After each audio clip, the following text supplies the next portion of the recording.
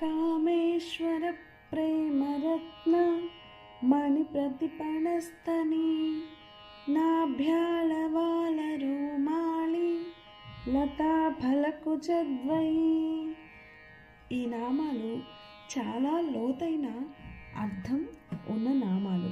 ఇక్కడ కామేశ్వర ప్రేమరత్న, పరమేశ్వరుడు ప్రేమ అనే శ్రేష్టమైన మణిని పొందిన అమ్మవారు బదులుగా ప్రతిఫలంగా ఆ అమ్మవారు తన స్తన రక్తములను సమర్పించింది అని చెప్పారు.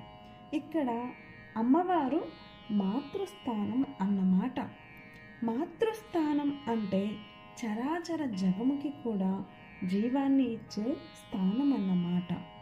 ఇంకా ఈశ్వర, కామేశ్వర అంటే ఈశ్వర, ప్రేమరత్న అంటే ప్రకాశించేది.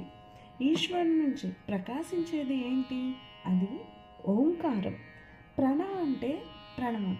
ఇక్కడ ఓం అనే ప్రణవం నుండి హ్రీం శ్రీం అని రెండింతలు రెట్టింపు శక్తి అయిందని అర్థం.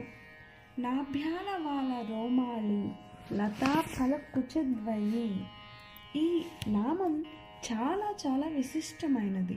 ఎందుకంటే అమ్మవారి నాభి అనే పాదు నుండి మొలిచిన తీగలకు పండ్లుగా స్తనద్వయం కలిగినది అని చెప్పడం జరిగినది. ఈ నామాలు చాలా సుందరంగా చెప్పడం జరిగినది. నాభి అంటే అంతరిక్షం అని, అంతరిక్షం నుండి వెలువడే